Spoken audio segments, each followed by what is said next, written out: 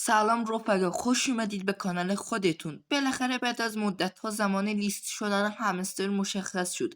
این عکسی که میبینید رو خود کانال همستر منتشر کرده و تو این عکس نوشته شده در 5 مهر همستر لیست خواهد شد. خب الان وارد خود ربات همستر میشیم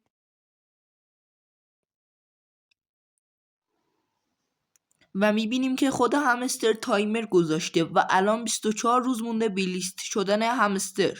خب الان تو این 24 روز چه کارهایی رو باید انجام بدیم تا وقتی که لیست شد بتونیم توکن بیشتری بگیریم یا زودتر بتونیم توکنمون رو از ربات خارج کنیم؟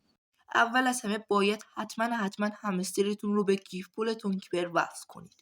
خب میتونید از این قسمت وصل کنید. چون بیشترتون بلدید همسترتون رو به کیف پول تونکیپر وصل کنید، من دیگه آموزش نمیدم، فقط گفتم که یادآوری بشه.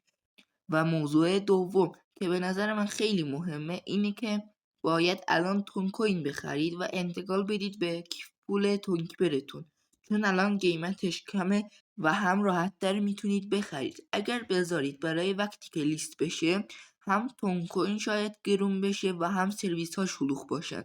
شاید در خرید تون کوین و انتقال هم به کیف پول تونکیپر به مشکل برخورید. برای اینکه بتونید توکنی رو انتقال بدید به کیف پول باید تون کوین بدید. اگر هم نمیتونید تون کوین خریداری کنید حتما تو کامنت ها بگید، براتون آموزشیش رو هم درست میکنم. اگه تا اینجای ویدیو از ویدیو خوشتون اومده ممنون میشم ویدیو من رو لایک کنید و اگه تا الان کانال من رو سابسکرایب نکردید ممنون میشم کانال من رو سابسکرایب کنید. خب موضوع بعدی، باید به نظر من پروفیتتون رو بیشتر کنید، چون همستر از اولش هم گفته بود پروفیت مهمتره. من بهتون توصیه میکنم که پروفیتتون رو بالای 3 میلیون بکنید. بعد هم این کلید ها رو بگیرید. من خودم در گرفتن کلید کم کاری کردم.